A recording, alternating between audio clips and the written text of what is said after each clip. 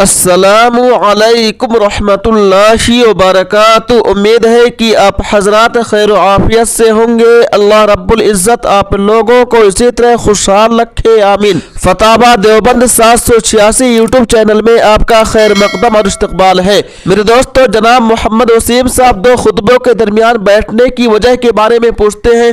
आइए पहले उनके सवाल को देख लेते हैं, पढ़ लेते हैं, फिर हम उलमाए देवबंद के फतवे की तरफ चलेंगे। वो लिखते हैं, दोनों खुतबों के दौरान इमाम क्यों बैठता है, इसकी क्या वजह है। अब आइए उलमाए देवबंद के फतवे को देख लेते हैं।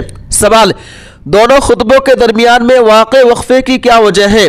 जवाब, इबादतों की रूह यह है कि रसूलुल्लाह सल्लल्लाहु तआला अलैहि वसल्लम के अमल मुबारक की पैरवी की जाए। और रसूलुल्लाह सल्लल्लाहु तआला अलैहि वसल्लम जुमा के दिन मिंबर पर खड़े होकर दो खुतबे पढ़ते थे और दोनों के दरमियान थोड़ी देर के लिए बैठते थे। सही बुखारी के अंदर है, हजरत अब्दुल्लाह बिन उमर रज़ियल्लाहु अन्हुमा फरमाते हैं कि नबी करीम सल्लल्लाहु अलैहि वसल्लम जुमा के दिन दो खुतबे देते थे, उन दोनों के दरमियान बैठते थे। जामिया उलूम इस्लामिया बन्नौरी टाउन। सवाल, क्या फरमाते हैं उलमाए किराम इस मसले के बारे में कि जुमा व ईदैन के दोनों खुतबे के बीच में क्यों बैठा जाता है और इनके दरमियान क्या पढ़ा जाता है।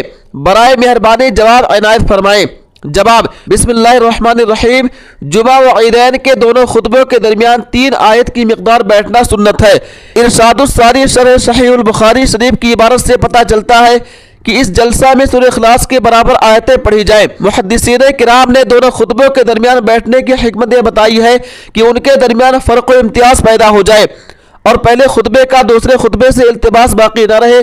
और बाज़ मुहद्दिसीन किराम ने राहत व आराम को भी जिक्र फरमाया है। उम्मीद है कि आप लोग मुकम्मल वीडियो देख लिए होंगे और आपके सवाल का जवाब भी मिल गया होगा।